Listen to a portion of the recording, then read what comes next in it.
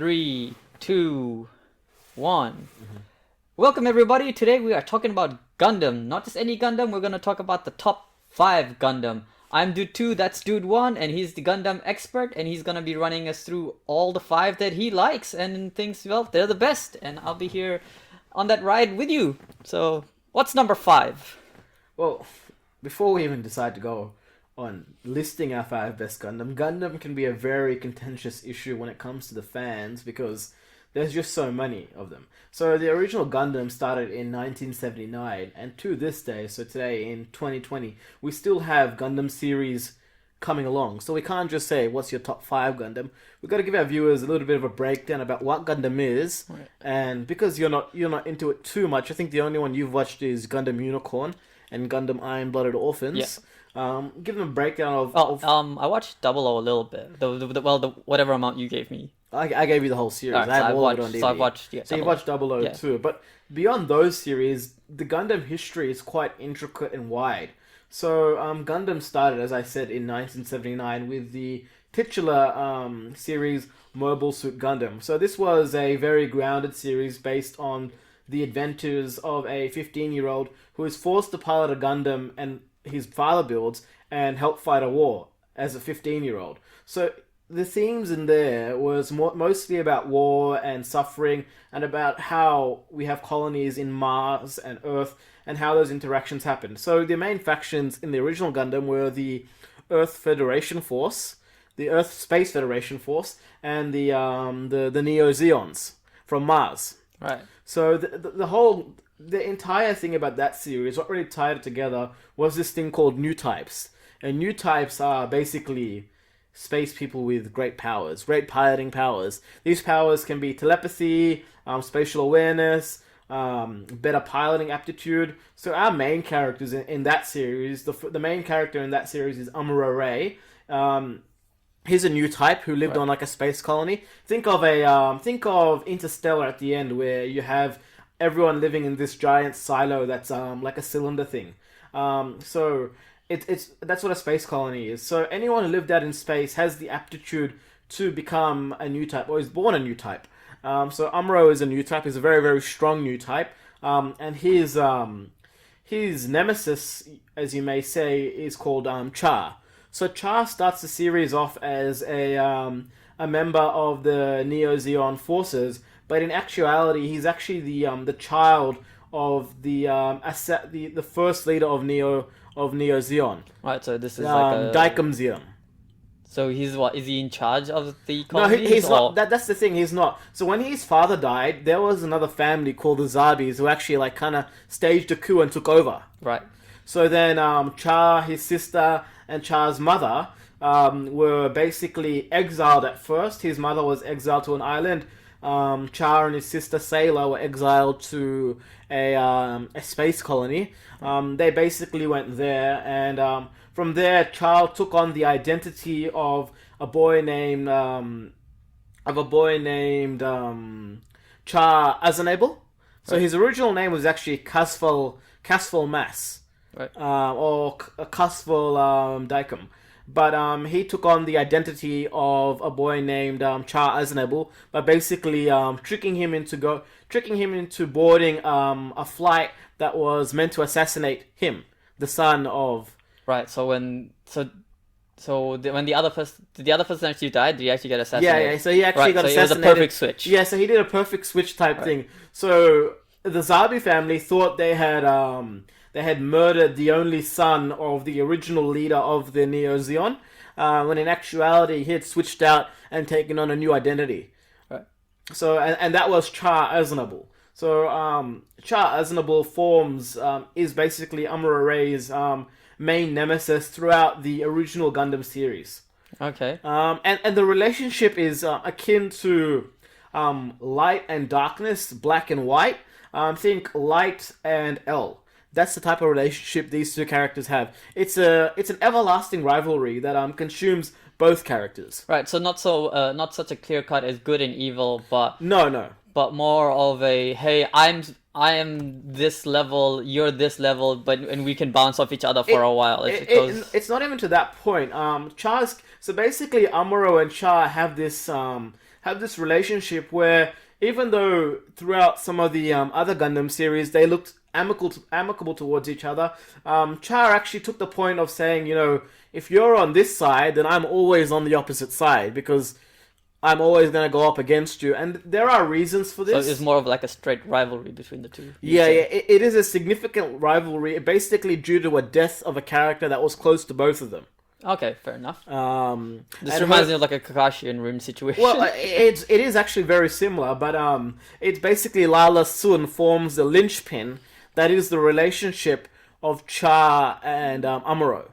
Right. So both were very close with her. Char was considerably closer to her. He actually saved her from a brothel and basically nurtured her, and they had a very, very close relationship. And Amuro actually correlated with Lala on a new type level, so they were both on the same type of wavelength as new types.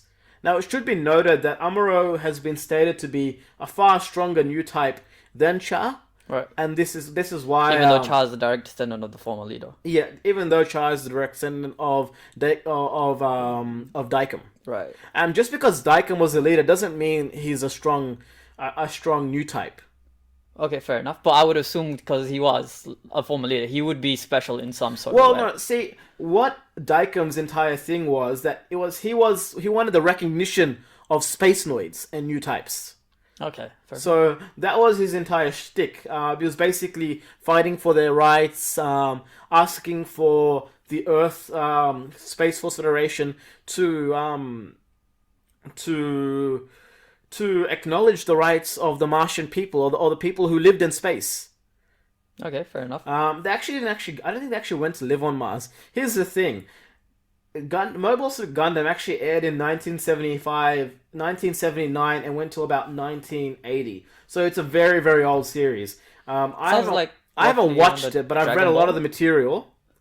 And there was a very recent OVA series called...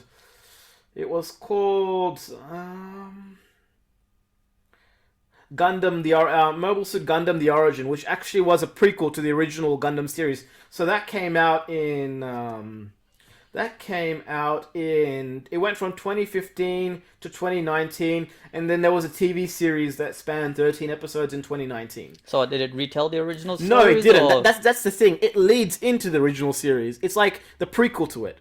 Right, what I was assuming it was maybe something closer to like Dragon Ball Kai, where like it retells the original series, but like with better animation. No, it didn't do that. Just because the original series is perfect, almost as it is. It's very beloved by fans, especially the Japanese fans. Oh, like I can tell, like the Granddaddy Gundam is a fan favorite. Yeah, and here's the thing: the Granddaddy Gundam, as you call it, is actually it's still relevant because in that timeline, so the original Mobile Suit Gundam exists in a timeline called Universal Century.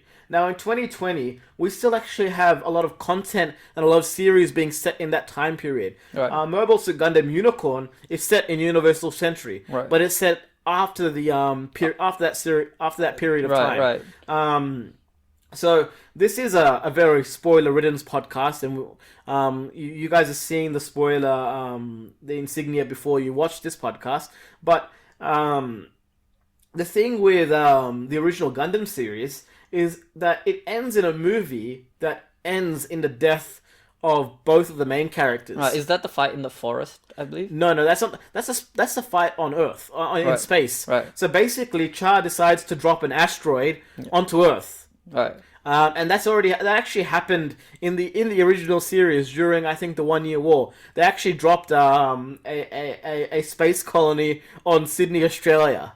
Oh wow. Yeah. So on that portion of Earth, and the devastation was untold. There's actually a Gundam movie which covers the orphans that were created from that event called Mobile Suit Gundam Narrative, which that's a depressing Gundam movie to say, but well, you know.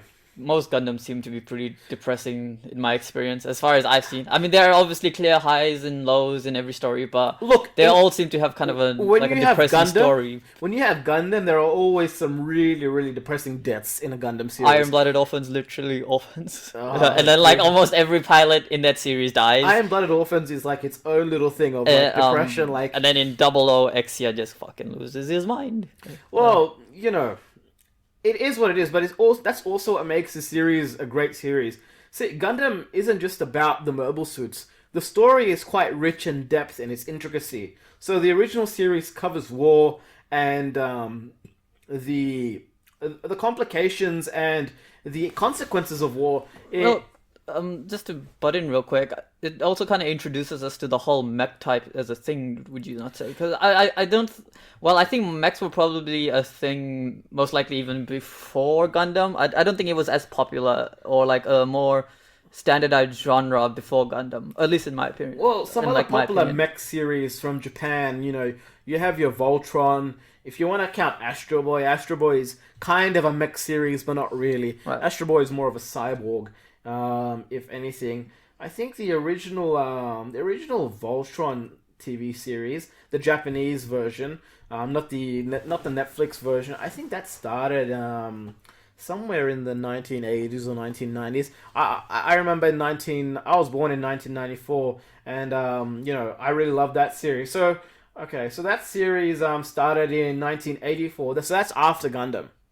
Right. Right. So I think Gundam really is one of the pioneers in popularizing the entire mech genre. Um, and here's the thing with Gundam. There's almost like a new Gundam series released for every generation. So Well, as far as I can tell, there's a new Gundam roughly every 2 to 4 years, as far as I can tell. It seems to always be either a new series or a new spin-off coming out constantly. But that just might be me because I don't keep up exactly. So to me, I might just be getting overwhelmed with all the options that there are to watch. well, I believe there's been over 15, 16 franchises when it comes to Gundam. So like you have the original Gundam, then you'll have something like Wing Gundam, Gundam F91. Okay, Gundam F91 is Universal Century, so it doesn't really count. But you have Gundam Victory, G Gundam, you have Gundam X. Seed? Yeah, Gundam Seed is also very, very popular as Right. well. You have Gundam 00. You'll have Gundam Age, Gundam Build Fighters, Gundam Recognistoring G, which, like, you know, I'm not too much of a fan of, but it's still there. You got Gundam Build Fighters Try, so it's quite rich.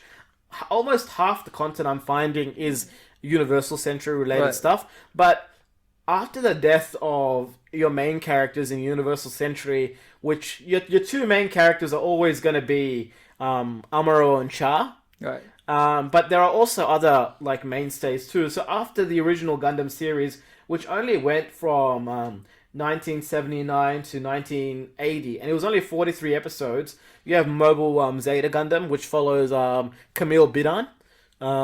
So he's a much different protagonist from Amuro, but it's always the same war type philosophy. Yeah, that's something that I've noticed as well. There's always either a war going on, or a war just happened, or a war is about to begin. Yeah, and that's That seems to be the consistency that I noticed in all the see, stories. the important thing with Zeta Gundam is that when you last see the main protagonist, he's basically almost he sacrifices himself towards the end. Like he's almost catatonic at the end, Right. not brain dead, but almost there. So And similar to Setsuna.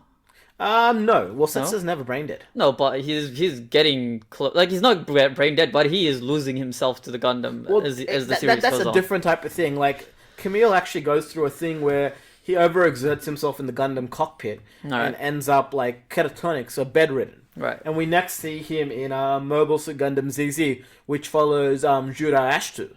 Right. And then, you know, by the end of ZZ Gundam, Camille's story is resolved and he is recovered. But, you know, the scars of war are still there within him.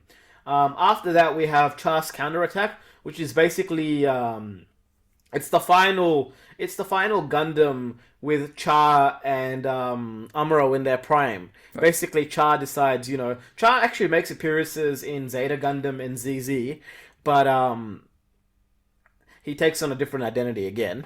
This guy needs to stop doing different identities. What is he, it's Hitman basically 47? that's basically Char's thing. Like he's actually on the Earth Space Federation's force side, so he's actually on Earth's side on in those series.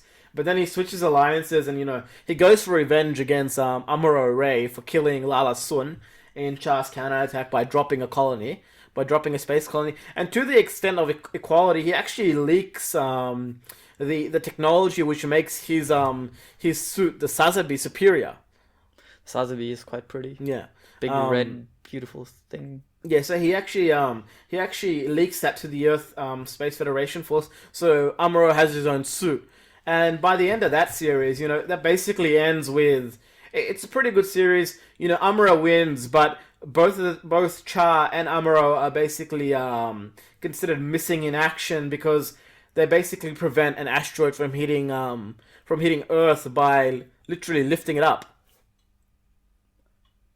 Wow, that's a lot that happens. Yeah. So Amuro basically, it's a symbolic ending, but you could assume Amuro's suit disintegrates and he kind of just sacrifices himself for the greater good. He dies pretty young at the age of 33, which is pretty.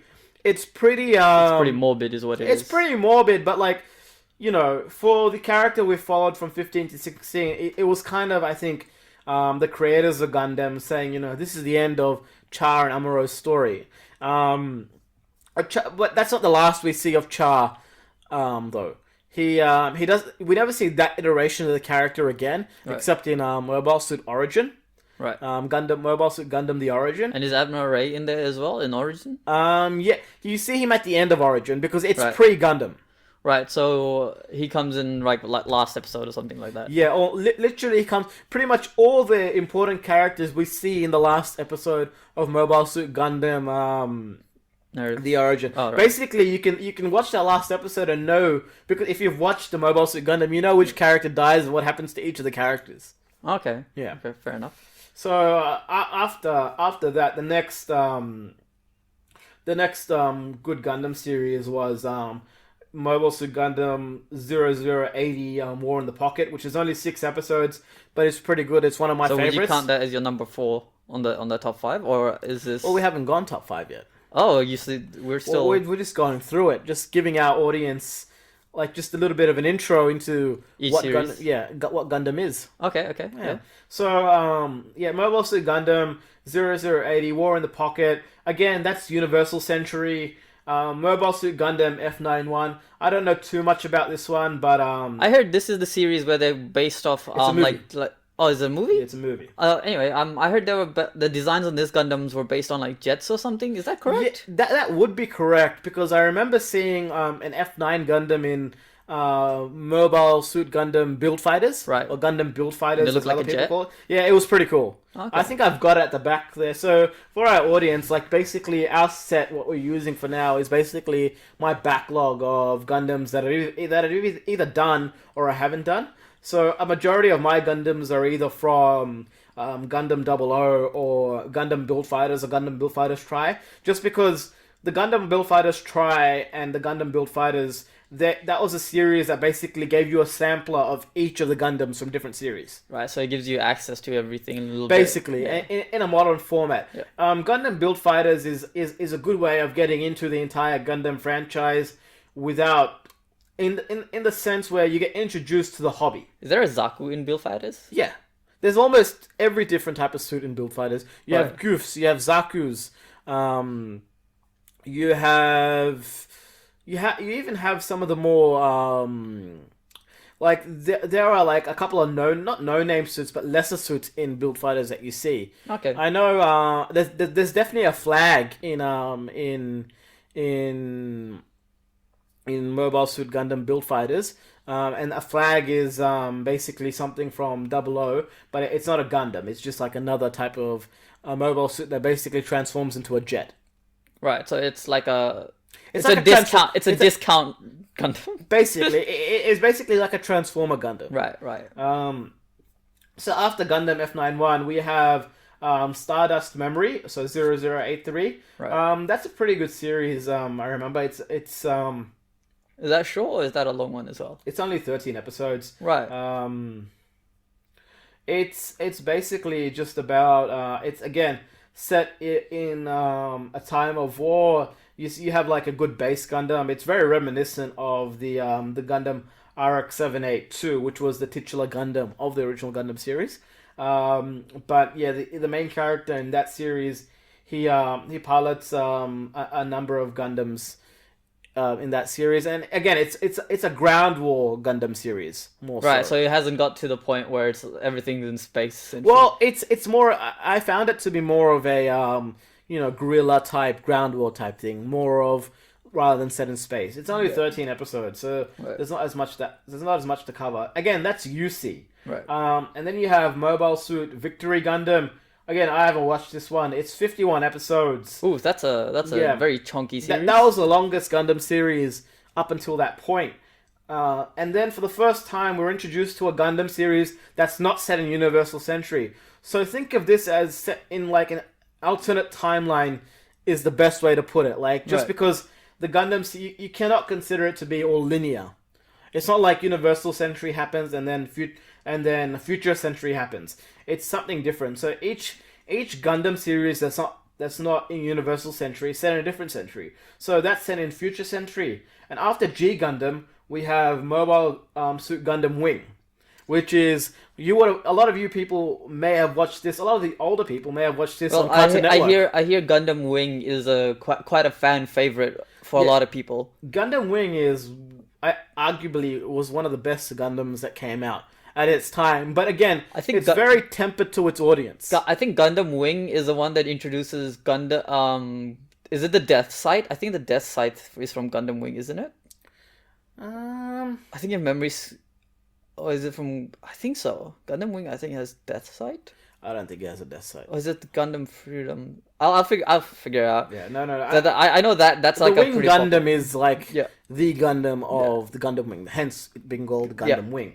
After that, you have Mobile Suit Gundam, the 08 MS team, which is 12 episodes and set in the Universal Century. Then you have Gundam X, which is set in it's called After War Gundam X, and that's set in the after war period. You have Gundam Wing Endless Waltz, which is set in After Colony.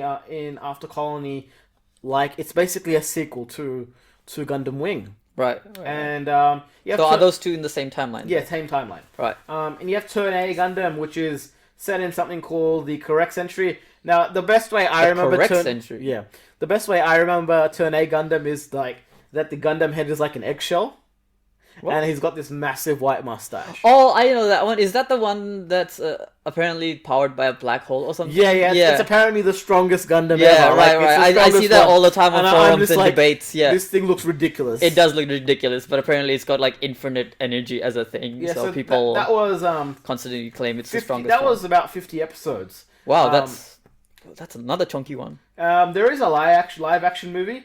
Ooh. It was called G Savior. Is it any good? I haven't watched it, so I don't think it's that great. And then after that, the next notable one, in my opinion, you have Gundam Neo Experience, which is Universal Century, Gundam and Gundam Evolve, which is only animated shorts, 15 episodes. But the next notable one is Gundam Seed. Now, Gundam Seed is, Seed, I I've think, heard a a lot fan favorite of a lot of people. Not a personal fan favorite of mine, just because you've got this overpowered main character named Kira. Right. But the story-wise, it's quite cool. We play with a lot of different emotions. It reminds me of the original Gundam, only Amuro isn't this overpowered pilot. You got Kira, who's way overpowered, very popular with the ladies, and it's a different story in itself. After that, you have a couple of UC series. You have the sequel to Gundam Seed Destiny, which was set in Cosmic Era. What does that even mean? And Is that just like another whole new timeline? new timeline. So is it still in the same timeline as the original Seed? No. No. Well, the Gundam Seed Destiny is set in the Cosmic Era. Right. So Gundam Seed is set Is Cosmic in... Era more in the future? I would assume it's more in the future, right? So Gundam Seed is Cosmic Era 71. Yeah. Mobile Suit Gundam Destiny is Cosmic Era, 73 to 74. So it's about set 2 years after, 2 to 3 years after the original Mobile Suit Gundam Seed series. But still in a different timeline. Different timeline. That's a very weird thing. That's a very weird way to do that. No, it's the same timeline. It's the same timeline. It's just 2 to 3 years after. Okay. It like when you have a sequel to a series, it's basically just set after it. Yeah, but isn't this in a whole new universe or something? No. Yeah. That's if it says Mobile Suit Gundam Seed and Mobile Suit Gundam Seed Destiny, assume it's the same timeline. Same timeline, but Destiny is still in a different thing. Destiny is its own thing. It's the original series. Okay. And moving on. Destiny is a sequel series. Too complicated. Destiny is a sequel series. Right. Gundam Seed is the original series. Right. After that, you have Mobile Suit Gundam 00, which was where I started my Gundam journey. That's the first Gundam series I watched. That's set in Anno Domini. And it is, I think, the first Gundam to be shot in HD or created in HD. I think 00 is the first one that I've watched as well, isn't it? Because I think the first bit of Gundam that I've actually properly watched, or even an episode of, is the one that I watched with you. I gave you the DVDs. So, yeah, no, but like at home, remember? I watched it at home with you first before I even started, and we saw Setsuna F. Sayed show up and kick that, whatever the hell that wannabe Gundam thing was, its ass in the first episode. And then it just gets weirder and weirder. Basically, that was an enact. So in the first episode of Gundam, Mobile Suit Gundam 00, the Gundam Exia, which is piloted by our main character, Setsuna F. basically comes out of nowhere and basically demolishes an army's top-rate ace pilot. Yeah, and who's got the most futuristic mobile suit they have. And the mobile suit they have was called the Enact. Basically one-shots him pretty easily. A wannabe Gundam. A discount made in China Gundam. And it's very interesting because the person who pilots the Enact is very well known in the Gundam series. He's known, his name is Patrick Kolosawa, and he's known as the immortal Patrick Kolosawa because he never dies. His suit but he's not a good pilot, though. Well, no, he's not the best pilot, but his suit gets... He's the ace pilot of that army, but his suit gets cut in half, and this dude just does not die. He's just lucky. He's just he also had a lot of cameos in Mobile Suit Gundam Build Divers. So so he cameoed in you'll have a cameo of him in every episode. Okay. Yeah, so it's like one scene you'll see Patrick Kolosawa. Okay.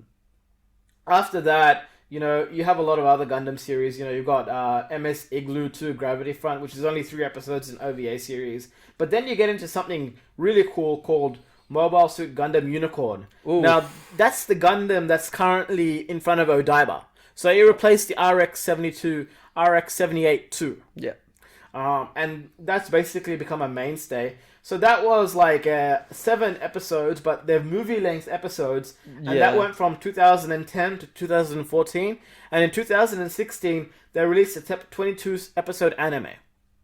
I haven't seen the 22-episode anime. Well, I've seen the 6 or 7 episodes that's on Netflix, I believe, which is, I think, the full series there. It's basically that. Right, but they just changed into episodic. They added some extra scenes, but they're very minute, and intros go for 3 to 4 minutes. Right. So it eats into it's that. It's not really worth the 22 adaptation. It's not really worth rewatching. Yeah.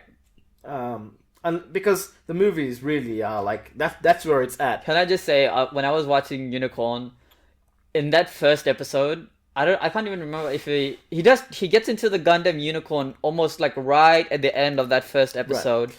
And you're just I'm finally going to see this thing in action, and then it cuts.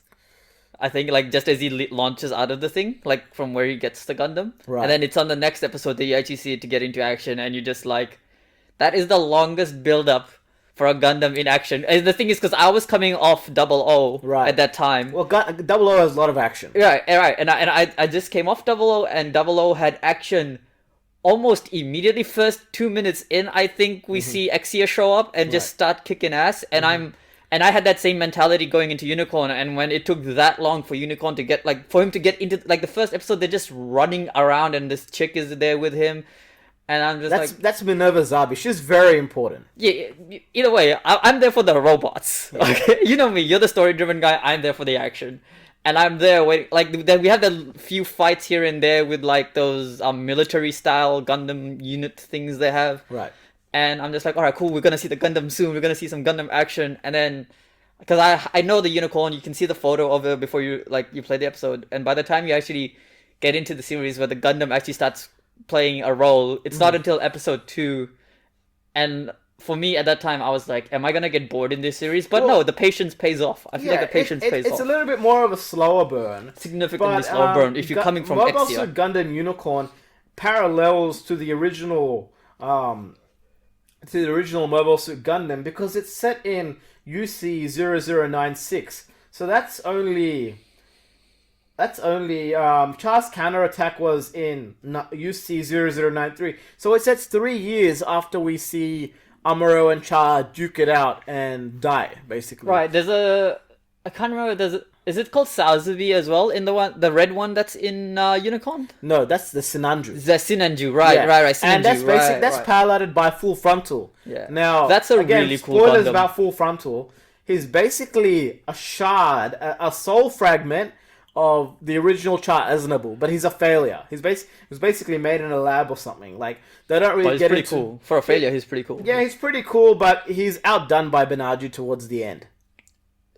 I wouldn't say outdone. It was pretty. I mean, like, yeah, he loses the fight at the end, but like, I can't call that a failure because he's one hell of a pilot. Definitely not. And like, his introduction to the series is like he shows up and he's got like this massive mobile suit Gundam, and it's huge, it's red, it's bulky, and it's got like crazy output of damage. Well, the Sinanju is actually one of the more popular Gundam models. That's not a Gundam. Is it not a Gundam? No, I thought it was a Gundam. The Sinanju is not a Gundam. It looks so much like a Gundam. No. So Char had like the Zaku, the Zegok, he had the Sazabi, and he basically ends on the Sazabi. But then Full Frontal uses the Sinanju, which was based off the Sazabi. Is it also based on the Zaku? Because it's got kind of Zaku like the rounded, design to it. It is a Zeon Gundam, and the Zeons actually manufactured their mobile suits, their mobile suits a lot quicker, and they were a lot better than the mobile suits manufactured by the Earth Federation, which is why at the start of the war they had the advantage, and that's why the Gundam was this thing that like outperformed everything. Almost literally everything. That's kind of the premise of most Gundam series, that the Gundam outperforms almost any other Gundam suit out there. Yeah. Not a Gundam, but almost any other mobile suit out there. Any mobile suit that's trying to take the Gundam's place, essentially. But the key thing about Mobile Suit Gundam Unicorn is that it draws parallels, even though it is made almost 20 or 35 years after the original Gundam. It's about a main character whose father creates the mobile suit that he pilots. So Amuro Ray's father created the RX-7882, and Banaji Link's father created the Unicorn. He built the Unicorn, and he's also given that like Banaji in his arc, he is told by his father to pilot the Unicorn. Right. It's kind of his father's gift to him. Yeah, but like originally he just kind of stumbled onto it. He stumbles onto it, but Amuro does almost the same thing. Fair enough. Right. So it's like a parallel thing there, which is pretty cool. I'll admit. Yeah. And then it's got one hell of a gun. That thing, like the design for the gun for the Unicorn. Yeah. I really like that because it's like it's a beam rifle, isn't it? Yeah, but it looks almost like a belt-fed beam rifle because of the things that are like you know how it's got like the individual sections at the bottom. Right. Yeah. If I find a photo, I'll show it to you. Right. What I'm talking about. Mm-hmm. But yeah, it's really cool. And then I think there's also a movie for Unicorn. There's a Unicorn is that's no like there's an after movie. Yeah, it's an after movie, but like it's its own thing. So that was called Mobile Suit Gundam Narrative, which really is just a movie to talk about the Phoenix. So there's is it Phoenix or is it called Fennec? I hear people say Fennec. So it's the Unicorn Fennec Gundam. Yeah, that's the goal. That's the gold one, right? So it kind of introduces that one. Yeah. Banaji is in that film. Yeah. He serves as a kind of a like a 2-minute mentor to our main character in that film. That film is actually really sad. But we're not here to talk about like the sadness. But yeah, If you start talking about sadness, you can do every single series of Gundam. So yeah, that's right. we'll be sitting here for 3 hours talking about So that. after Unicorn, we have Mobile Suit Gundam 00, the movie, Awakening of the Trailblazer. Now, this is not my most favorite thing in the world. Is this the one that was? It was made in 2010. It's set in Anno Domini as well. I was gonna say, is this the one that we would have seen in Japan? Because I remember there was one coming out in Japan. No, that was narrative. That was narrative. Right. This was released in 2010. Right. It's a good movie where it takes its main character. It's cool, but it doesn't follow the original manga, which kind of irked me a little bit, just because the original manga gave our main character a nicer ending. It was more of a complete ending. In my opinion, I actually find the manga ending to be a little bit more canon than the movie ending, just because it's that's my preference. Right. After that, we have Mobile Suit Gunpla Builders Beginning G. So this is like kind of a prequel to Gundam Build Fighters. It's only 3 episodes. It's actually a reference in Build Fighters. Is it a prequel to Build Fighters, or do you think it was more like a test run to see if anyone would care for a Build Fighters series? I think it's a bit of a test run. Yeah. Because it's about building your own little plastic model Gundam. Yeah. I find that quite. You know what I'm assuming we're gonna go on to Build Fighters next. Mm-hmm. I think the coolest thing that I've seen about Build Fighters, even though I haven't seen the full series, I have seen like clips and stuff, especially the ones you saw me at, like I don't know, is the accuracy of the Gundam models that they have in there. Like when you look at the way they build and the way it looks in this, it straight up reminds you of the model kits that you build. And that's its purpose. So before Build Fighters, it's a marketing gimmick on the point. We had Mobile Suit Gundam Age, which is 49 episodes. You have 3 main characters that you follow over 3 generations. So you follow your main character in the first series. Again, this is another depressing series just because of the deaths.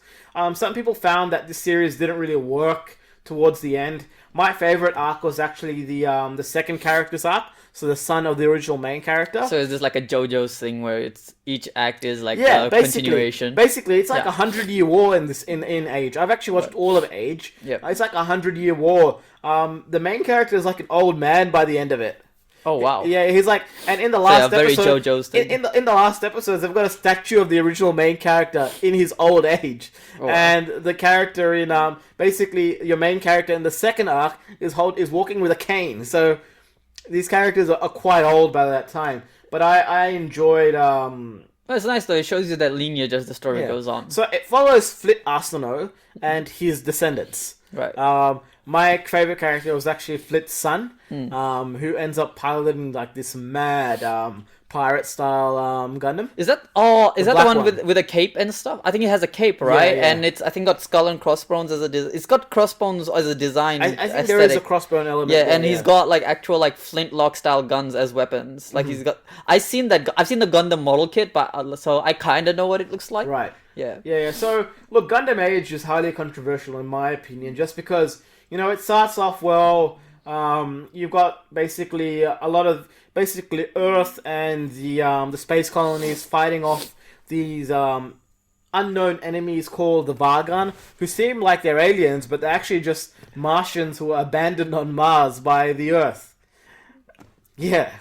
Okay, that's like a very whack story. Yeah. It actually sounds pretty like whack even by Gundam standards. Yeah, and basically they go and wage a war of revenge on the space colonies and the Earth. And the thing with warfare in a space colony is that if you punch one hole in a space colony, you've doomed the entire space colony.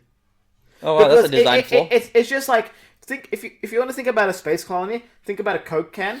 Turn it to a horizontal thing and then put it in space and enlarge it. Yeah. And inside that entire thing, you just have like different suburbs and buildings and houses. This reminds me of like Elysium, kind of like how Elysium just like one contained thing. Yeah. Basically, it's like a cylinder space container with like the overflow of humanity or those in humanity who aren't rich enough to live on Earth. So it's like a reverse of Elysium, where the poor are on Earth and everyone else, the rich is on Elysium. This is the other way. The rich stay on Earth and and everybody else goes to that little tin And the can. thing is, if you like punch a hole through, and it's pretty easy with the mobile suits to have, through one of these space colonies, you doom the entire space colony. Well, is there multiples of these colonies, or like just Yeah, floating around, or is it just like one gigantic? I remember. planet? I think Amuro came from Side 7. Oh, okay. So his space colony was known as Side 7, but So there's at there's a least six number others? of there's a number of different space colonies. Like I said, at the end of Interstellar, which is a Christopher Nolan movie, you see a very good example of a space colony Right. at the end of it, where Matthew McConaughey comes back, he meets his daughter again Yeah. when she's like an 80-year-old woman or like a 90 or 100-year-old woman, Yeah. and then he's in that space colony. So you see it there. So Asimo Asano was my favorite character. Basically, unlike any other main Gundam protagonist, he didn't actually have. So a common trait in Gundam is the protagonist having these powers, like Setsuna is like Setsuna is an innovator, so he's like a natural. Setsuna is a natural born innovator in Gundam 00. Banaji and Amuro are new types. So when I was watching Unicorn, because Banaji thinks the vibe that I got from him was, I don't know about any powers or anything. The thing that I got from him is his ability to pilot a Gundam is like a very instinctive thing. Well, the thing you And don't it really need to have too much experience to pilot the unicorn. It's actually Right. quite intuitive because it encapsulates the entire body. No, but like the way that like he was piloting, to me it came off as like he got in and he was kicking ass literally in episode 2. His dad programmed him from a young age. You see it in flashbacks. Like his dad's training him, and that's why his mother takes him away from his father. Maybe that's the reason why. Yeah. Well, I don't know. I found that very very odd. Like, But that was like that's the thing. reason, and that's why Banaji was a decent pilot. Also decent in hand-to-hand combat, if you see in episode 1.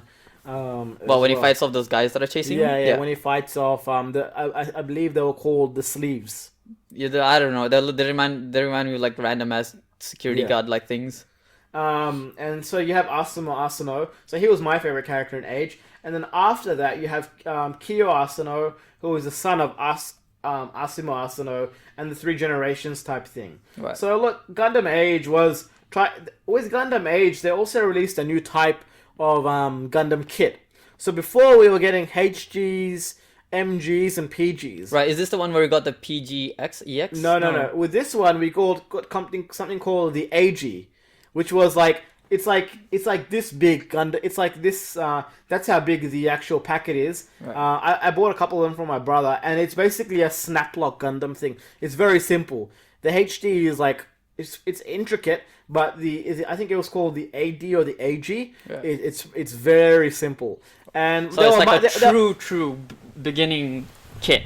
Yeah, it's they're very very beginner kits, Yeah. and I think that was the entire thing behind Gundam Age, was that it tried to market it towards kids and towards a different generation of Gundam fans. But again, it's pretty So they were building off like the momentum they had from Bill Fighters, you would think. well, Build Fighters hadn't been made yet. This was like their first foray into trying to get a new audience Oh, okay. into Gundam. Before, you have a lot of the hardcore Gundam fans, Right. teenagers. This was like the characters in Gundam Age are kids. Right. Like Flit is very young when we see him as a protagonist. He's not a teenager. He's not yet a teenager. He's like 10, 11, or 12 years old. So they were trying to tap into a deeper market. Now the thing here is that Gundam Age was actually like quite deep in its storyline and like quite tragic too, because you see Flit Asano's original love interest, or his main love interest. So he's got a best friend who's a female, and then another person who meets who is an X-rounder. Flit is an X-rounder, and they connect on they kind of connect like Amuro and Lala Sundu. So and Flit meets her, but then the Vargan force her to fight Flit by making her pilot a suit. And towards the end of it, I think she dies, which it basically becomes the it becomes the driving force for Flit and his actions in the other Gundam throughout the entire series. Flit becomes quite cold after the death of this girl. I think this girl's name was Urine. It's quite tragic when I watched it. It did get me interested in the series a lot more. The problem with it was that it kind of fell apart at the end of it, just because they were pushing this thing about war, and then at the end of it, it kind of just fell apart in the way where it didn't tie up naturally. Right. It was just like ass pull galore. We just decided the war didn't matter anymore. So again, like as you say, it's the writing that just kind of just fell apart. The writing did kind of fall apart there. Basically, like the main character in the third arc, just like somehow Naruto's his way out of it by convincing both sides. No, you mean Uchiha's his way out of it, because Uchiha's just seem to have some kind of jutsu that just fixes all their problems. Well, no, Naruto's his way out of it because when Naruto talks, like peace or comes. Rasengans. Yeah, so like Uchiha's is something different, but when Naruto talks, it's automatic peace time. The villains decide to become good guys. Talk no jutsu. Yeah, basically the main character Kyo Asano talk no jutsus and basically like convinces his grandfather to stop massacring the Vagans, and the Vagans to give up the weapons. The thing is, like, Kyo Asano somehow looks like the son of the leader of the Vagans, the dead son of the leader of the Vagans, which is why he kind of he's able to convince. Oh wow. Yeah, so it's very messy. Gundam No, Age. it almost sounds like the writer wrote himself into a corner, and the only way he could figure out of getting himself out of it was that nonsense. Very much so. And after that, you have there are a lot of deaths in Age, but then after that, you have this light series which I really enjoyed. It was called Gundam Build Fighters. Right, the one that we've talked about a Yeah, little bit. it's very Beyblade and Bakugan-like, where you basically build your own Gundam suit, and then you're able to move your Gundam like you can move, like you can pilot your Gundam through this plasticky module. Almost like a VR thing. Yeah, not a VR thing, just because the actual Gundam moves. You're able to move the Gundam. Right. And the Gundam that's destroyed is like the Gundam you built. Right. So it becomes like this Beyblade series type thing where you verse each other. You learn a little bit about the series. It's like the perfect for anyone who doesn't know what Gundam is about. It's a good series to get an understanding of why you should get into building the model kits, because this is why Gundam has made over $20 billion in revenue, because of the kits, not the series. The kits are amazing. If you're listening and you have never bought a kit, go out there and buy a kit. Buy any kit, preferably a high grade. I find that to be at least high a grades nice are a place great to entry start. point, but I know people who started with MGs. Oof. Well, I mean, if you come from building something else, then go for it. But Yeah, you can really start anywhere. I wouldn't drop like $200-300 on a PG as your first kit. Yeah. You want to start on something cheaper, and then if you enjoy the hobby, you'll move forward with it. If you're a Warhammer 40k fan, definitely get into building kits from Gundam. Trust me, you've already got the skills to build this. Just keep it going. Now you go from miniatures to giant robots. It's quite fun. All right, and then after that, you have a Gundam Reconquista G. Now, this series was pretty hyped because the original creator of Gundam, Tomino, was the guy who was doing this series, and he actually made a couple of comments which kind of irked me as a Gundam fan. So the original creator of Gundam, the series, Mobile Suit Gundam, came back to do this one. Is that correct? Yeah. So yeah, he was the guy. He was the creator behind this series, and this is set in the Regal Century. So this is after Universal Century. So it's basically in the same timeline as the Universal Century, but way in the future. Yeah. So basically, Universal Century has ended. Right. This was like it was directed and written by Yoshiyuki Tomino, who's considered like the grandfather of the Gundam series and the Gundam franchise, because he made the original, but he kind of irked some of the longtime fans because he's like, oh, I'm making it for the entire new audience, I don't care what the old fans say. He made comments to this effect. Right, so the kind of that similar situation that we saw with Star Wars, where it's about the new fans and not the old fans, because they're just trying to get in that new audience, not completely forgetting about the fact that the only reason they're successful is that the old fans have stuck around and the old fans are getting the new fans to come in. Yeah, I think Tomino said he was making it for the kids of today, not the kids of yesterday. But it doesn't work that way. Well, the thing with this series But was that is this series a success? Tell me that. no, it's not. There you have it. So it doesn't work that way. In my opinion, it definitely wasn't a success. It was only 26 episodes. Oh, clearly not a success. Then. Narratively, it is not what it should be. It's not as tight as the original Gundam. Yeah. Definitely would not be in my top 5. I would never start with this series because newcomers will have no idea what's going on. Well, the fact that it's also so far removed from Universal Century, does it? And I haven't watched it yet, but tell me, does it pull references from the original UC story? I mean, if if it does that kind of stuff, but then says it's for the new generation, well, then no, it doesn't work right because the new generation hasn't watched any of the stuff from the UC timeline. Yeah. So he's contradicting his own writing. Well, look, you can't give Tomino too much flack. I can. No, you can't. Tomino is the creator of the Gundam series. I understand. And he actually was one of the writers. He was a writer. He was doing the writing and some of the storyboards for the original Astro Boy in 1963. This dude's been there. I do like Astro Boy. This dude's been there. So he basically was there in 1963, and in 1979 he created Gundam, which is his mainstay series. It's the series he's best known for. So he's been in the industry a long time. Now I think he's a granddaddy of not just Gundam but anime in general at this point, considering he's been in there since the 70s. He's done a lot of the UC stuff. Victory Gundam, I think is not UC. It may be UC, but he's done a lot of the UC stuff. He was the guy behind Turn A. So that's the one with the mustache. That's the black hole guy. Yeah, the black hole Gundam. Yeah. Do you realize something funny? Him and Whitebeard have the same mustache, and they're both really overpowered characters. Yeah, that's actually pretty funny. Japanese people, if you have a thing for mustaches shaped like moons, please let me know because that seems to be a thing going on there. But this series was not what it could have been. Tomino was, look, you never want to irk the original fans of a series because they're the guys moving it forward and they're the guys making their kids watch the series, No, look, if you ever think irking your original fans of any series is a good idea, just look at what happened to Disney and Star Wars.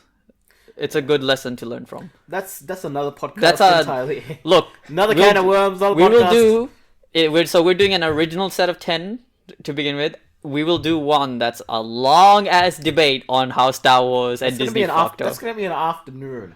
Yeah, we'll probably have to split that into a 2 or 3 episode part because it'll be crazy. That would be a crazy one. Oh, we'll do one long one. Let us know what you demand. But yeah, so Rick Agnesta in G, I was actually really hyped for it because it's a sequel to Universal Century, a new Century starter, new characters. The animation style is okay. It's different, but it's okay. The animation style wasn't the problem. It was the storytelling which kind of got me, just because you don't know what's happening. Things aren't being explained. And then there were a couple of character things that really just I was just oh my god, your main character's motivation was a girl. Yeah, that's never a good thing. It wasn't a good thing because the girl turned out to be his sister. Can I just lol, Star Wars. Sounds like that's right back to Star Wars all over again. Star Wars, and this guy is he's got a thing for this girl who's his sister. He's damn you, Ray Huntons. Well, here's one issue that I have with any story that I watch or read. Anytime a love interest or something like that becomes the driving factor of the story, it really annoys the hell out of me. Look, it's weird because you got this young girl and then she's got she's his sister, but apparently she's got a lover who's I don't know, 20 or 30 years old.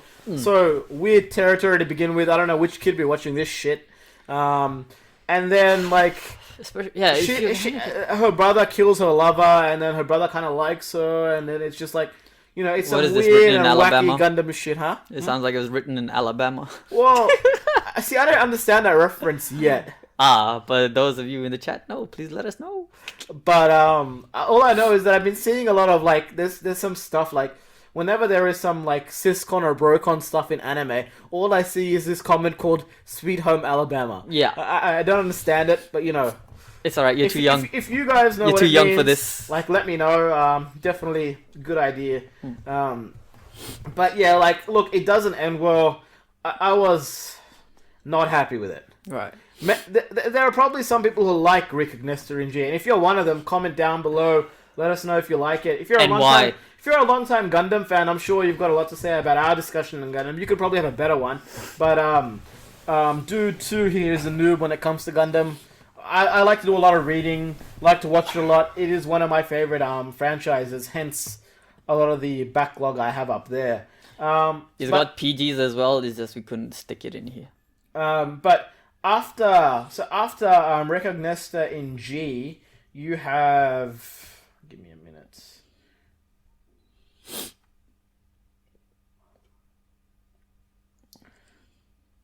After Rick Agnestor in G, I think you have Gundam Build Fighters Tri. So here's the thing.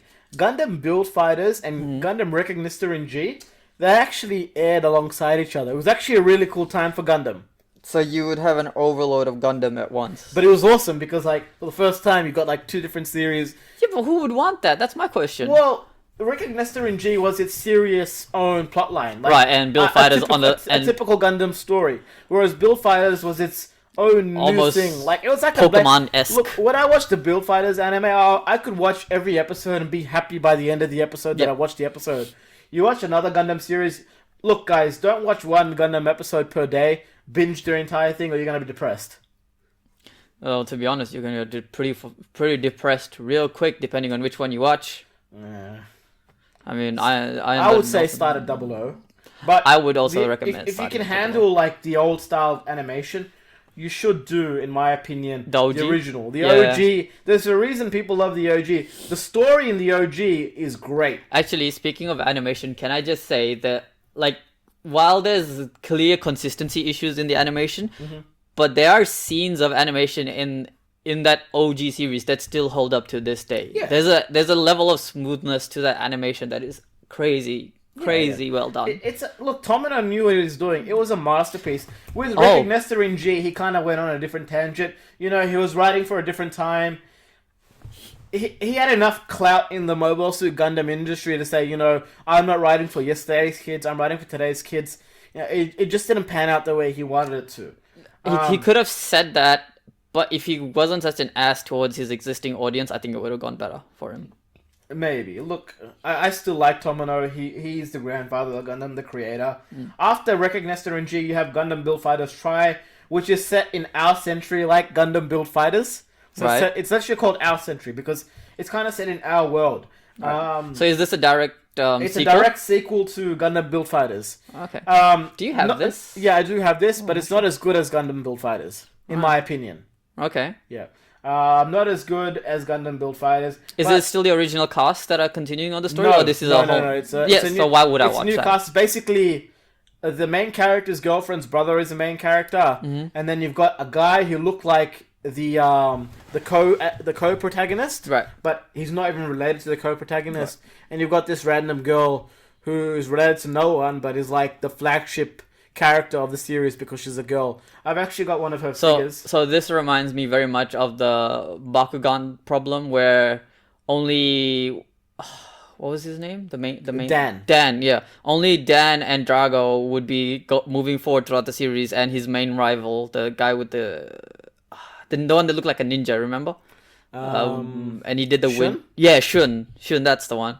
It was just the two of them that were throughout that went through all the series, but the rest of the characters were rotating, and then we had that little guy, because he was rich, so he was pretty much like a ex machina for the whole story going forward. So any financial problems? Yeah. Or if they have to travel, he was just a little ex machina that was just there for the series. Right. So it sounds kind of like that, where they swapped it out and then just kind of replaced by Simla-esque characters, and that's just annoying. I just can't stand a series like that, because I want to see the characters that have developed so far continue to develop. No, that's a fair point. So after, look, Build Fighters Tri isn't bad. It's good. It's just not as good as Build Fighters, in my opinion. If you disagree, let us know down below. Then after that, you have Mobile Suit Gundam: The Origin, which was basically a 3-year project, 6 OVAs, 13 episodes. Basically, they're the same thing. Right. Is it so? The OVAs are basically split into two. Right. Again, this was the prequel to Mobile Suit Gundam. Great series. Something you guys should definitely watch. It is in current animation style, so it's very modern animation style.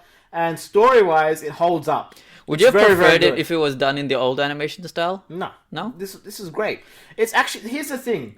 Mobile Suit Gundam, the origin, is supposed to be based on the novels. Right.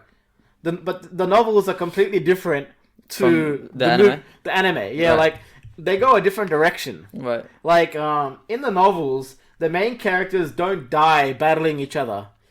Amuro dies first. Yeah. Killed by, I think, one of Char's plans. And then Char dies afterwards. And Amuro actually, he actually gets together, like, properly with Char's sister. So, cool stuff. Okay.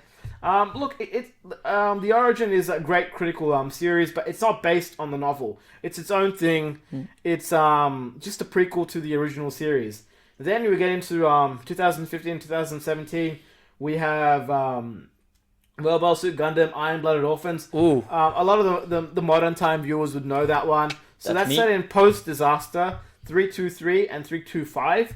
Look, I was on board with this series for season 1. But there was a point in season 2 where I kind of dropped it because I knew where it was going, and I was just like, oh, why? Because of the way that it was going to end? I said, no, I do not want to see these characters go that way. Yeah. So, that doesn't mean it's not a good series. It's just, I did not agree with where the series was going. I didn't want it to go there, and when it went there, I understood what the Gundam franchise was doing, and this is a very well-received series, so you should give it a go. It's a very nice upgrade to the series, can I just add? Because we've had the Granddaddy Gundam aesthetic in every Gundam up to this point, but then while no one was expecting it or even asking for it, Gundam designers were like, you know what, we're gonna keep the classic V-fin, but we're gonna redo the whole body the way it looks for a new aesthetic, like a more anime aesthetic. There's longer legs, smaller upper body proportions. I didn't like it like that as much. It goes through like more of an exposed frame type of thing. Which is pretty cool, you have to admit, because the Gundams, the model kits that we've seen come out, like, for me, are a lot more blocky. But I like my blocky model kits. You've seen like the X Series is one of my favorite kits. X is one of my favorites. I love the 7-sword version because it literally has 7 swords. It is so cool, and like that's an awesome thing. And the PG has all the lights and stuff that go on with it. But the thing that I really like about the exposed frame, especially for Barbados, is like when you move his bits around, like you can see the hydraulic movements in there. Right. And that's a really cool piece of engineering, because the thing is, you get to see that engineering, and you're the one that made it. Right. It's a really cool thing, and I feel like that was a very smart way of going around it. All you're talking about is exposed ball joints. Yeah, no, it's because they don't use just ball joints. That's the thing. He's like, you know, when you move his sides, right? You can see it's not a ball joint pivot or a swivel. It's the actual hydraulic moving up and down, and that's a really cool integration into just your. And I think it was a cool way to move not just Gundams forward, but also the model kit building experience, because it has been stuck on just lights and ball joints for a long time. Right. So after and during Iron-Blooded Orphans, so basically there was another OVA series that happened. This is a very good OVA series. I highly recommend you guys watch this one. It was Mobile Suit Gundam Thunderbolt. Very, very good. I have this one. I've watched it. It is one of my favorites. For those who've watched it, they know the reference about smooth jazz. It is set in UC. It's only 6 episodes. It's an ONA. An OVA. Are they like an hour-long OVAs? Yeah, and it's two compilation movies. It's a very, very good series. Mobile Suit Gundam Thunderbolt was next level great. It's actually set after. Here's the funny thing with Gundam. It's actually set after.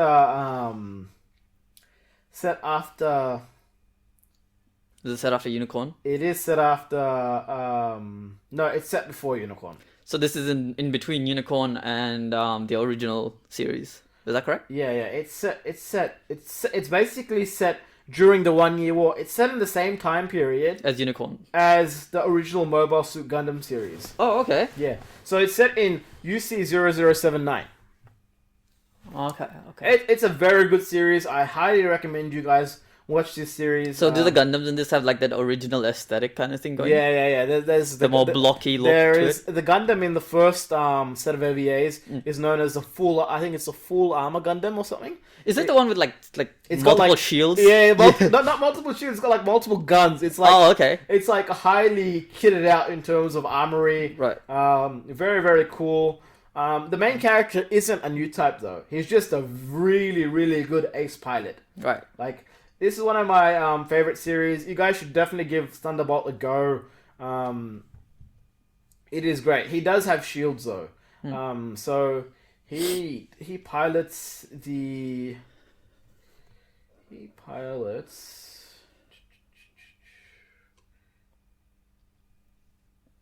Let me check this. I don't want to get this wrong, otherwise I'm going to get slaughtered. He pilots the. You better get it right, or the Gundam fans will kick your ass. Yeah, it is called the full armor Gundam prototype. Right. And then in the second series or the second set of OVAs, he pilots the RX-78 AL Atlas Gundam. So Ooh, this series, That's a nice name, Atlas. Yeah, well, this hasn't really been finished. I'm still waiting for the third season of ONAs or OVAs to come out. Very good series. You guys should definitely give it a watch. After that, you have Mobile Suit Gundam Twilight Axis. That's the one that's currently on, right? No. No, that finished in 2017. It's basically 6 episodes. I haven't watched that one. You have Gundam Build Fighters Battle Log, which is basically 3 very, very short episodes. Are these still the original cast, or these are the ones from the Original try? cast. Oh, cool. Gundam Build Fighters GM's Counterattack. Pretty cool. You should give that a watch if you're a Build Fighters fan. And then we get into 2018 Gundam Build Divers. I've watched this. It's alright. Not as great as Build Fighters. It's still trying to build on that. Now this one is virtual reality. So this is where we're getting into the VR situation. VR stuff. So like when you fight with your kit-made Gundam, it doesn't get damaged. So that's kind of stupid. There's no consequences to losing a fight. Yeah. You've got it's like I think it goes upon the MMO RPG type. I get it, but I would have. Here's the thing: it almost sounds like another isekai anime. It's not isekai. I know, it's VR. I know, but like we've had enough of like this VR things ever since like Sword Art Online became a thing, and then you had Log Horizon and like a million other animes trying to capture that same aesthetic. Log Horizon is good. I know it is. It is. You've also got Overlord, also in that same kind of thing. Right. Yeah. They're all good, but I feel like I've just seen enough of that kind of stuff. You know? Yeah. After that, we have Mobile Suit Gundam Narrative. So it's not called Mobile Suit Gundam Unicorn Narrative. It's called Mobile Suit Gundam Narrative. It's the sequel to Mobile Suit Gundam Unicorn. Right. A direct sequel? Very much a direct sequel. Yeah. It's not about the main characters from the Unicorn Gundam series. Right. New characters. Pretty depressing. I was like, holy shit, this thing is like... Is the Unicorn still in it, though? Huh? Is the Unicorn Gundam still in it? Well, not... You see it See, here's the thing. At the end of the Unicorn series, because the Unicorn Gundams are so far advanced, they're basically peak technology, they put them away. Right. So they say, the Unicorn and the Phoenix. The Unicorn and the Unicorn Banshee, they say they put them away. Right. Isn't the Phoenix also pretty much a unicorn? It is also a Unicorn Gundam. With that one, it's a little bit different. So they don't put that one away because they can't capture the goddamn thing. It's basically it's like so this. cool. It's like this rogue thing. That's super cool though. Yeah. It's got its like own personality type thing. Not really, but like, look, I don't want to spoil it too much. You should give the movie a watch. You'll be depressed, but you'll be depressed but entertained. It is what it is. After that, the next thing of note is Gundam Build Divers Re-Rise. Again, that's set in our century. Not my favorite thing in the world. I watched the first series. I watched Gundam Build Divers, but not Re-Rise. Look, it is a sequel to Build Divers, and you do see some of the main characters from Build Divers in the series, but it's not about them. Right. Again, look, Build Divers wasn't my cup of tea. I like the Build Fighters thing. I thought they should have done that a little bit more. But, it is what it is. You may like it. It's just another sampler type thing. You'll enjoy the Gundam a little bit more. Look, it's designed to sell model kits at the end of the day. If you like the characters, great. I've had a look at a couple of forums, and a lot of the Gundam fans really enjoyed it. They love the development. They think the story is great, which is good. So the model kits should be selling. Yeah, for sure. It's just where I am in my life now. I just don't need that. I like the nice, hearty, tragic Gundam stories that I'm used to getting. And with that in mind, the next Gundam series that's going to come out, it's not a series, it's a set of movies. I think there's going to be 3. It's called Hathaway's Flash. If you're an OG Gundam fan, this thing is going to be depressing. Hathaway's Flash. It's based on... So is this still UC? It's UC, Yeah. direct sequel to Char's Counterattack. So basically, one of the pilots who was kind of like... he was the son of Amuro's captain, or the guy who directed Amuro to fight. Right. His son basically is fed up with the corruption within the Earth Space Federation's force. Or the Earth Space Federation force, whatever you want to call it. Space Force. Yeah. Whatever you want to call it. And he decides to, go under the code name of Mufti and become a terrorist. Wow, that is very on the nose. Yeah. It's like, look, it's cool. I didn't like how this thing ended. I've read the original novels. Pretty, depressing. Yeah, ends on a pretty depressing Is the note. writing at least good? Like, story-wise, character development-wise? Look, it's original Gundam. It's really gonna be like. I hope when they animate this, they tweak it just a little tweak bit. it just so it doesn't end the same way.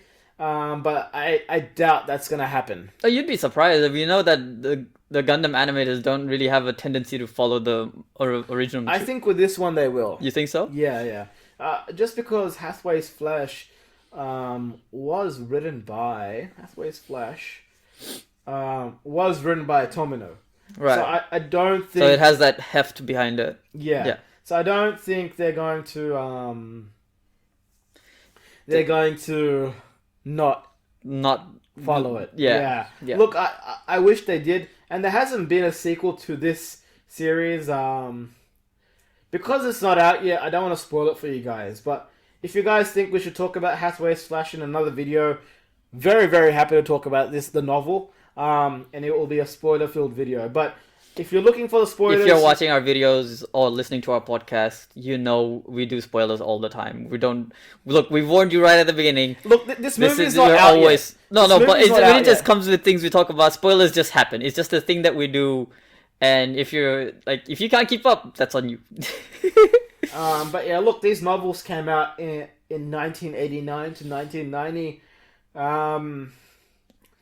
Don't want to spoil too much. It's a pretty sad ending. Tragic ending. But, you understand what the main character was trying to achieve and what he was trying to do. Thing is, there hasn't been a proper sequel to this series, even though you kind of want it to. Even though you kind of want it to be that way. And that pretty much caps off the different Gundam series that we've got. So a lot of these are UC, like we said, so you have Universal Century, you have Cosmic Era, you have Anno Domini, you have Advanced Generation, you have Our Century, you have After Colony, After War, a lot of different timelines. Understand this with Gundam. If it's not Universal Century, it's a different timeline. Unless it's the Reguiled Century, which is a direct sequel to the Universal Century. Right. It's convoluted, it's messy, but there are multiple series to something like this. The one thing out there is about Gundam, if you're a fan of anime and storytelling and mechs, there's at least one Gundam series that will satisfy you. Because there's a story that they probably have written that suits you. In this many, almost 40 years of Gundam writing. Yeah. They've written more than 40 years, I think, of Gundam writing, I think, at this point. Look, there's been model kits alone that's been going around for 20 years at this point. Yeah. And look, after going through all of this, we can now get into my top 5. Yeah.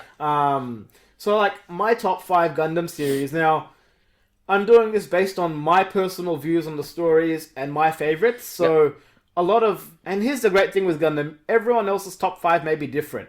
And I know there are a lot of UC, there are some, I'm going through this because there are a lot of UC hardcore fanboys out there that will just shit on this video and this podcast because a lot of my favorites are not UC. Some of them are, but a lot of them aren't. Just because the UC wasn't made for my era or my timeline and wasn't the first thing I watched. Yeah. A lot of the times, the first Gundam series you watch will be your favorite because it's the first thing that brought you into the world, that got you into the hobby, and that got you into like this plethora of series. So starting at number 5, my fifth favorite Gundam series would probably be Mobile Suit Gundam Unicorn. Unicorn Gundam. Unicorn Gundam would be number 5 for me. Is that because of the Gundam itself, the story, or just everything combined? Everything. Look, it's a tight story, great anime. Again, it is one of my favorites. I can empathize with the main character trying to get his father's approval. Right. I can empathize with his journey. It's holistic. It's good. I just like the fact that the main character he's not perfect. No, he's definitely not perfect. And I like the fact that like you see him at the beginning, he's not an asshole, but he almost feels like he doesn't know what he's doing. Yeah, like he kind of does his entire. He starts off his entire journey for the girl Minerva Zabi. Yeah. But then it becomes a journey. His journey becomes a lot more than that. And it becomes self-driven. Yeah. It becomes very self-driven in the end because he becomes.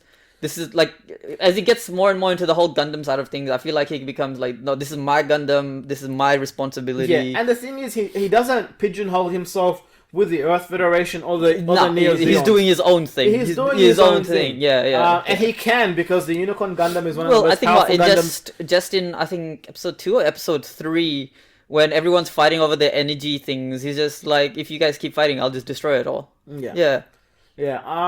Look, he also makes some pretty big mistakes. Banaji Lynx actually kills. He accidentally kills a character who he went to this character's house in one of these space colonies. He met his kids. He had a meal with them, and he kills that character almost by accident. Was this when he was fighting in the Gundam, and then I think he clipped something and he got sucked out?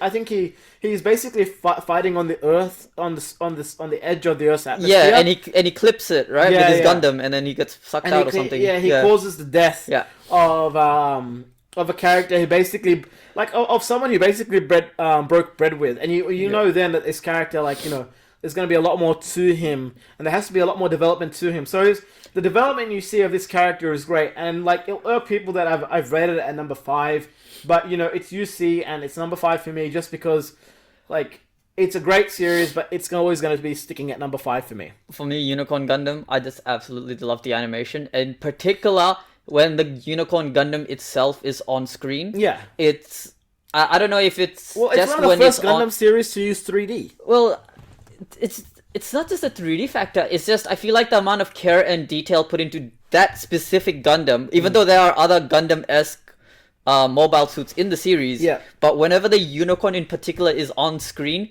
you can tell there's a next level care to those panels of animation. Right.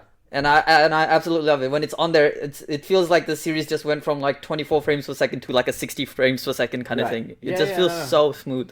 No, and especially that transformation sequence. It never gets old. Yeah, look, and then for me, the next series that I like, it's actually when I'm talking about this one, it would probably be a Mobile Suit Gundam Char's Counterattack. So I've actually watched this movie. Great movie. It goes at number 4 to me because it is the crescendo to the rivalry between Char and Amuro. Right, it brings it to a closing. It gives us this sense of finality. We actually find out what happens to these characters. Their deaths are confirmed in Gundam Unicorn, almost 30 years, not 30 years later, but 23 years later. Their deaths are confirmed in Unicorn. Right. But Char's Counterattack, and by extension, to an extent, the original Mobile Suit Gundam comes in at number 3 for me. Okay, now that's fair enough. I think the original, to this day, clearly still stands heads and toes above so many things. Is what gets it to me. You have this journey for a character who initially did not want to fight. He basically got slapped into piloting the Gundam. He had to develop and grow as a person as the war came along, and he basically turned into a character who respected and came attuned to his responsibility to the world, and by the end of it, who sacrificed himself for the greater good. A true hero send-off. To his own detriment. Now, I would have liked to see this character survive, have a family of his own, and But- like be given like this nice happy ending. The But fact then that he maybe didn't survive, I think, is the fact that makes him so special, Yeah, right? but maybe if he It's that survived, unexpected that's turn the of thing. events. If he survived, maybe I wouldn't care about him as much. Yeah. So like, look, he doesn't get a happy ending, but it is what it is. And after that, after the original, after Charles' counterattack, I think the next one I really liked was it's almost a tie between Gundam Build Fighters and actually no, it's not Gundam Build Fighters. Number 3 would be Gundam Thunderbolt. Really? Yeah, Thunderbolt. Thunderbolt. It's great. Gundam Thunderbolt is like it's a series everyone should watch. You don't have to know all that much about Gundam to get into it, just because it explains there's this war going on this unclaimed area of space where lightning occurs. It's very, very good. I like the soundtrack. Highly jazz-influenced soundtrack. And it goes in... Like, your main character isn't a typical main character. So he's not an Amuro. He's not a good boy. He's a maniacal, homicidal main character who has been trapped. He's basically a jarhead. He basically... has become So he's not your typical protagonist. No, he's attuned to the nature of war. And he knows his responsibility. He knows what he has to do. And, what he has to do is kill. And that shapes him and it makes him very jagged and sharp. Almost to the point where you cut yourself watching him in the first season as a character. Like, he peters down in the second season after he's taken out of that warlike environment. But you can see what this war environment does to this character. And in the first season, there was this moment where, the Earth Federation sacrifices all these young newbie trainee pilots in these shitty GMs. Ouch. Yeah, it was pretty bad, but realities of war. It's what we've seen it happen in in real life wars where we have Child soldiers are a thing. Yeah. child soldiers are a thing. Yeah. We've had troops sacrificed for bigger strategic plans. Yeah. And that's why Thunderbolt comes in at number 3. So for now, I think almost 3 of my series so far are just UC. Just because UC is really good as a storyline. Number 2 is another very short Gundam series. Very tragic Gundam series. I like the novel ending a lot more because it wasn't as tragic. But we'll go into this more as I start talking about it. So it's Mobile Suit Gundam 0083 Stardust Memory. Now the reason I like this series is that it's not about... Why is it called 0083? Is that the year? Or is this like a Gundam model in the series? Oh, not Stardust Memory. It's called... Yeah, it's in that year. It's actually... Number 3 is actually 0080 War in the Pocket. Sorry. Or in the pocket? Yeah, there's so many different Gundam series, you can get them wrong. Yeah. But this is Bernard Wiseman's story. So Bernard Wiseman is basically not a very talented pilot, but he is a pilot who's basically... You can consider him to be a grunt. He's the grunt pilot, not highly skilled, but heaps of balls. Like his arc and what he ends up doing towards the end of this series. It is a tragic series, and It is that series that's character driven. It's character driven, and it is one of the most highly acclaimed Gundam series there is. War in the Pocket is it shows a character who doesn't even pilot a Gundam, the real meaning of war. This story follows Bernard Wiseman, who is a grunt in the Neo Zeon army. His entire platoon is killed in one of these raids, and he survives and crashes into a neutral space colony called Side 6. Basically, what happens is that Bernard starts living in Side 6, meets the people, even gains a love interest who happens to pilot a Gundam suit, happens to be a Gundam What are the suit. chances? Yeah, happens to be a Gundam suit pilot. And due to circumstances beyond both of their controls, he's actually forced to fight her, but he doesn't know that she's in the suit. And she doesn't know he's in the grunt. Yeah. Yeah. And she kills him. Like he fights a very good fight, but he's in a goof, I believe. and compared to a Gundam, Nothing. It's a nothing. it's almost It's a nothing. nothing. And Bernard doesn't have the skill of Char isn't able to level up his mobile suit to the level of a Gundam. Yeah. So he Well, even if he had the skill, his chances of still winning against a direct fight against Yeah. a Gundam are still very low to none. so basically his love interest Christina kills him without knowing that, in the anime at least. So does she find out she killed him when it No, actually happens? and that's the thing, she doesn't. like not even at the Yeah. end of the series. There's a third character, a young boy that connects these two characters. His name is Al. Yeah. He doesn't tell her. He doesn't tell her. No. So what? She goes around the She entire leaves. series. He basically he damages the Gundam suit like quite heavily. Yeah. And he injures her quite a bit. Yeah. Quite a bit. But she never realizes that she killed her lover. Yeah, and So- it turns out that he didn't have to fight her. He initially went to fight her because he thought that the Zeons were going to launch nuclear weapons Right. against Side 6 so they could destroy the Gundam. Right. But then when the nuclear weapons were captured, his friend Al, like this young boy, rushes to tell him, you don't have to fight. Yeah. But it happens too late. And in the anime, it's said that all they pull out of his suit is like a pile of Hamburg. Because basically what happens is that if she puts Beam rifle. not a beam rifle, it's The sword? a beam saber through his cockpit. And she just cuts him in half, essentially. No, she puts it through, so it explodes. So it becomes Hamburg. Like meat, it's just meat, the burnt meat there. Ah. It goes right through him. And it's a very sad series. So she never realizes she's killed him. No, And the series just ends without ever telling her? No, she's Or is she informed of that later on? no, she's never informed of that. She's never- We don't ever see her again. Wow, that's actually pretty sad. Yeah. So we don't see her again. Does she ever Bernie think? dies. Does she ever think that hey, where is this guy? Why isn't he showing No, up? because she leaves. She tells Al to tell Bernie goodbye. Oh wow. Yeah, so she never knows, and Al doesn't tell her. All right. It's pretty heavy. Yeah, Pretty heavy. it's Gundam a gets really heavy series. It is one of my favorites. Gundam is quite And heavy. It's a significant departure because it's not about OP Gundams and OP Yeah. Gundam pilots. It's literally character driven. It's just about character-driven. these people who are forgotten by the war. Yeah. Bernard's sacrifice would never be known. Christina will never know that she killed him. And he dies quite young, but he actually dies to protect people. And not his own people, but protect the people of a colony. Which endears him to a lot of characters, which is why it ranks at number 2 on my list. Right. It's a great I find that series. kind of a storytelling pretty interesting because often you are the story or your protagonist is always focused on the main conflict. Yeah. But we completely miss the side stories of the people that are affected by the main conflict but are not fighting in the main conflict. Yeah. So it's a quite nice way to take the story, and I think I enjoy that quite a bit. Yeah. So he basically lives a normal life. Yeah.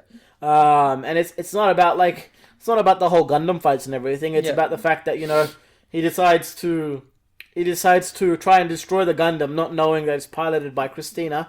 And he fails, but at least he tried to do something. Luckily, in the novel, he survives. So.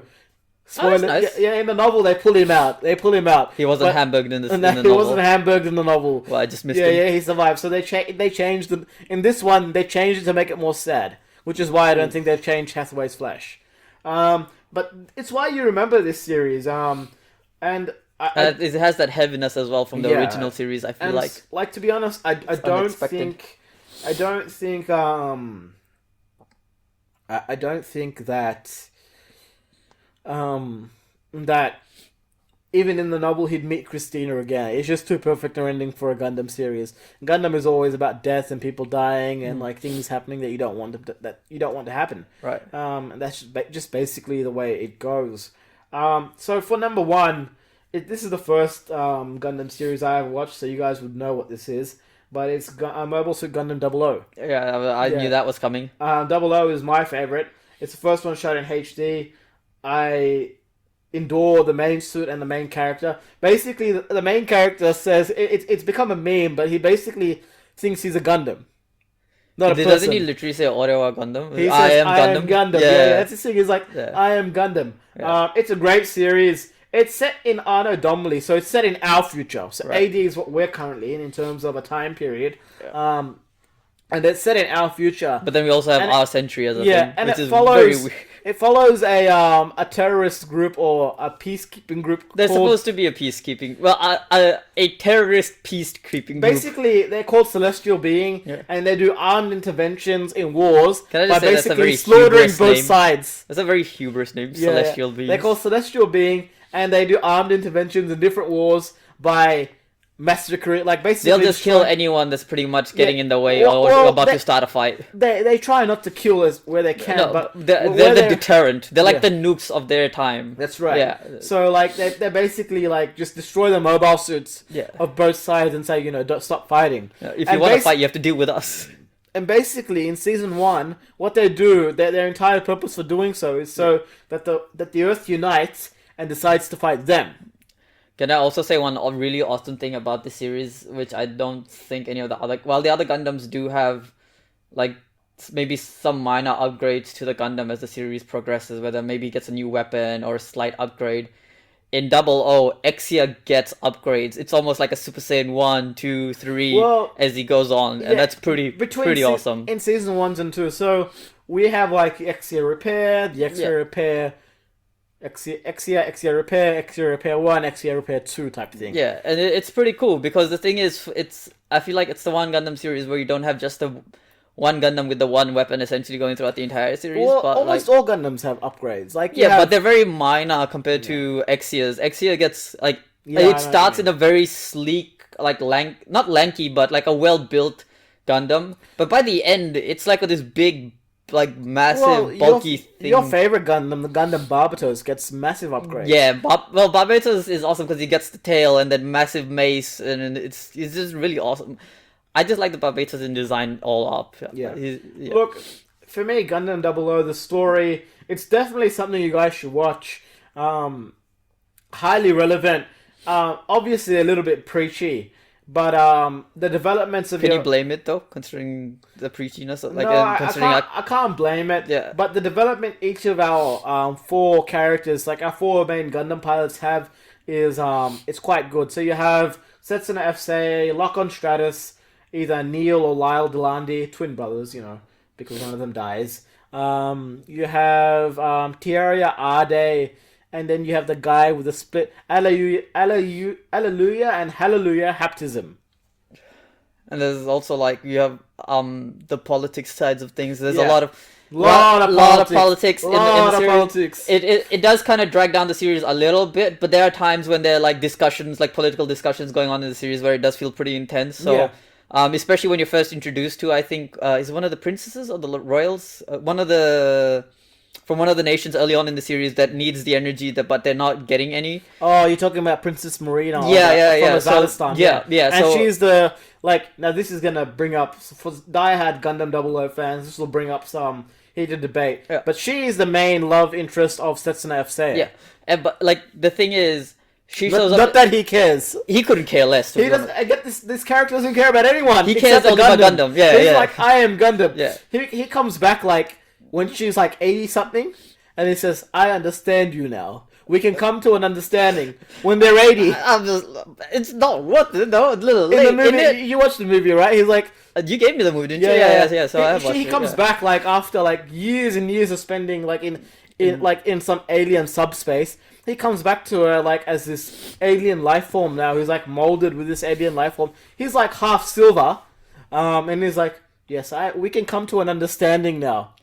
Yeah, so if you have not watched a Gundam series ever, Double O is one of the best places to start. And it's clearly a number one.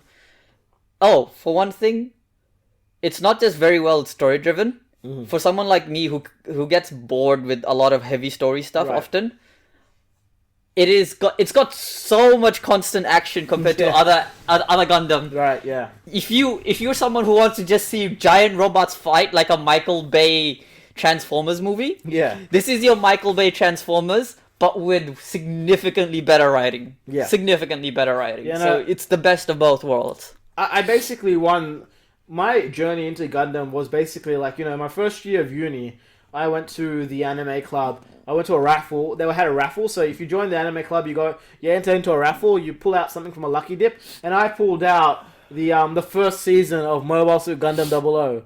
Oh. So like the thousands of dollars I spent was because I got one free DVD. It was a worthwhile DVD. Yeah, no, it was worthwhile. It was really, really cool. I enjoyed it a lot. And I still enjoy it. Like, Gundam 00 is something I can watch now. And it's why it ranks it as the number one. And it's the only non-UC thing in my top 5 list. Yeah. But to me, because it was the first thing I got into, it's better than what I've listed already. Yeah. Just because it was what brought me into the series, and the nostalgia factor, it's there and it's great. Right.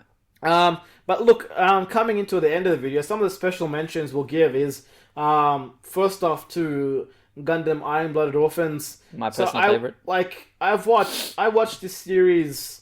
I watched a lot of this series, and what I mean to say is that I watched all of the first season, the first core of the second season, so the first 13 episodes of the second season, and then the last few episodes of the second part of the second season, right. Just because I knew where it was going.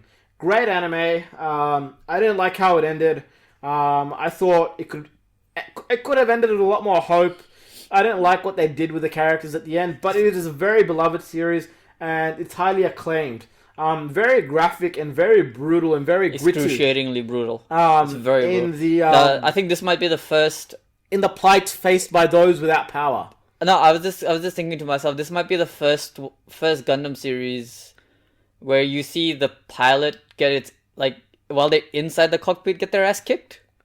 Well, it's one of the few Gundam series where the protagonists lose at the end. In essence. Yeah. Yeah, like they lose at the end, and the main character he dies. Like, dies, but he kills like 100 freaking Yeah.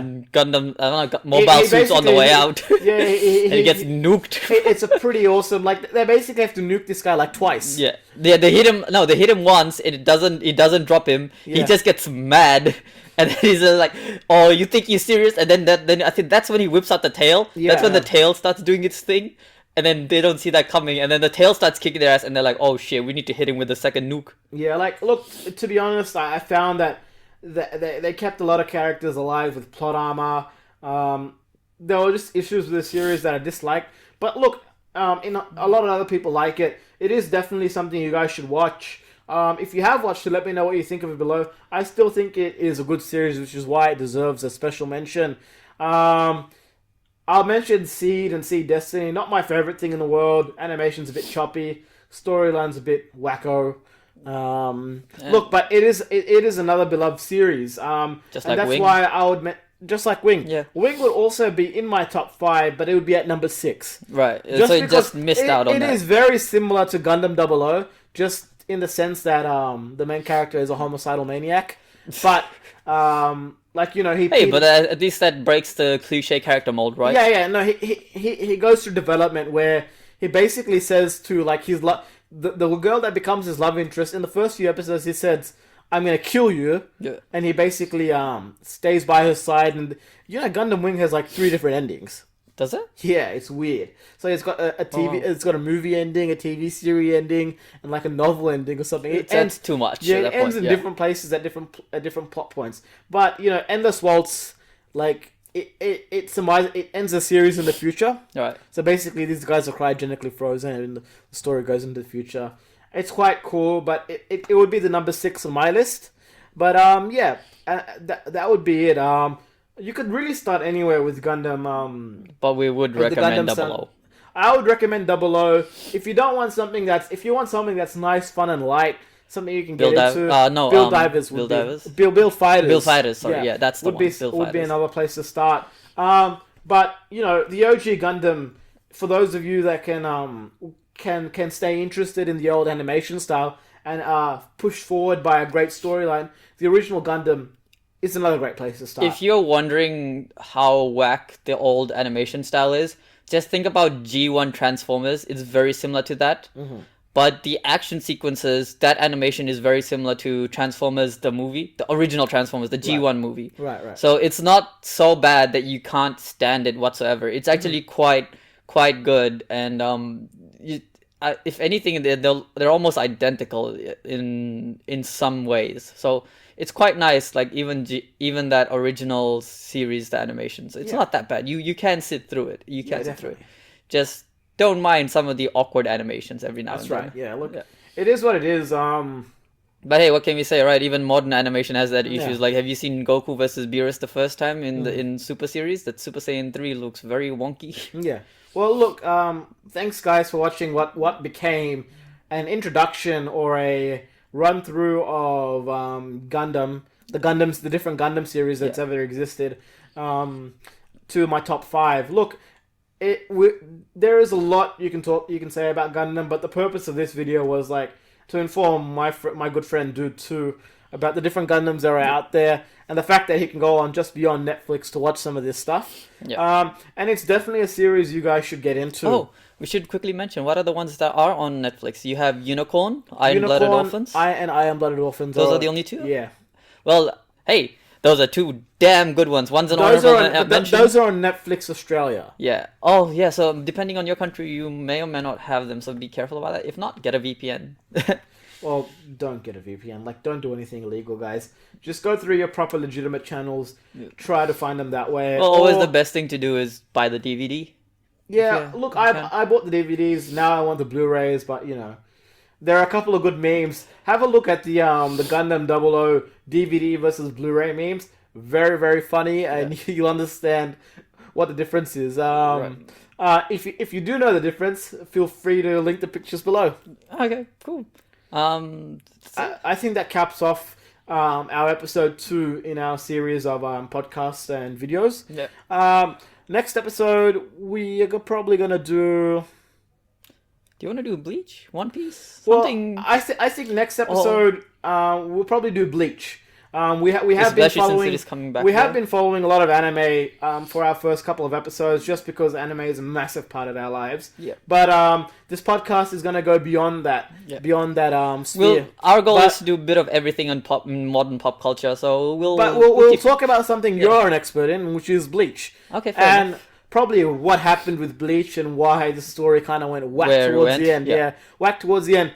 And the fact that the anime is going to get a it's going to be finished off much like Inuyasha. But hopefully it's done better than Inuyasha. Well, hopefully, but Hopefully. you know, I still like Bleach. But I wouldn't buy the entire series. I just buy the last novel. Alright, guys, so that's it for episode 2. I'm Dude 2, that's Dude 1. Come back next time, and we'll do Bleach. Goodbye! All right, see you guys.